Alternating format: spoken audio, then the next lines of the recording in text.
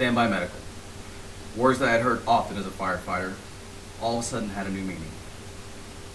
In an instant, my world was turned upside down. Today, I'm going to talk to you about the importance of epilepsy research. When you have kids, you as a parent believe that they will be born with no problems. You look at other families with kids that have different medical problems and think to yourself, that will never happen to me. Well, it does. You just don't know when or how. Mine came in the form of my epileptic daughter. Let me begin with how it all came about.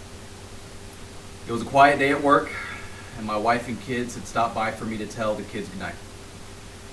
After spending a few minutes with them, I gave both the kids a kiss, told them I loved them, and said goodnight. Going back into the firehouse, a call came over the radio. It was those words that I had heard many times before: Standby medical. The moment I heard this, I just got that sick feeling in my stomach, like something wasn't right. Then I saw my wife's car coming down the road. That's when it hit me. It's happening to me, to my family. Now, being a firefighter, I'm prepared for a lot of things, but it never prepared me for this. I would now begin a life of research and awareness for epilepsy. Okay, I know a little bit about epilepsy, but now that it was happening to my family, it was time for me to become better versed in this disorder. My hope is that this speech, I can open your eyes to what this disorder is about. Most people know that epilepsy is a seizure disorder, but they're unaware of exactly how it occurs and who it happens to. Epilepsy is one of the rare conditions. Only 0.5% to 2% of people in the entire world will develop epilepsy during their lifetime. New cases of epilepsy are most common among children, especially during their first year, starting out as a febrile seizure and then progressing along. The way epilepsy works is honestly sort of a simple process. Think of a computer that has been restarted improperly. There's something in the brain that causes the neurotransmitters to get scrambled, and some people will experience this on either their left or their right side of the brain. Unfortunately, my daughter has the rarest form, which affects the whole brain. So what does this mean for epilepsy research? Is there enough being done?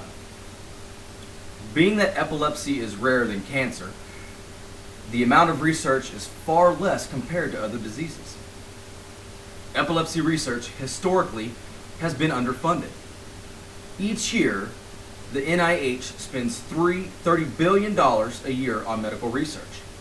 However, epilepsy research receives 0.5% to 1% of that funding. So what can you do? Maybe when the combined federal campaign comes around, give a little bit to the NIH for medical research, or give a little bit to epilepsy research. You never know. Your money could be part of that 1%. Your money or your contribution could provide the adequate amount of money to make a difference in the research. Maybe find that gene that causes this. So, hopefully, I have opened your eyes to how epilepsy works and how unfortunately underfunded it is as a disorder. I've informed you a little bit about epilepsy. Hopefully, you now understand what a family goes through with someone who has epilepsy. I hope that you also realize that epilepsy is not a disorder that can limit people in their everyday lives, as there are quite a few famous people that have battled the disorder. Don't look at it like a burden, because it's not. It's simply a curveball that life throws at you. All you have to do is figure out how to hit it. Thank you for your time and attention today. I sincerely hope you enjoyed my speech, and I hope that you have a new understanding to something you may have never known about before.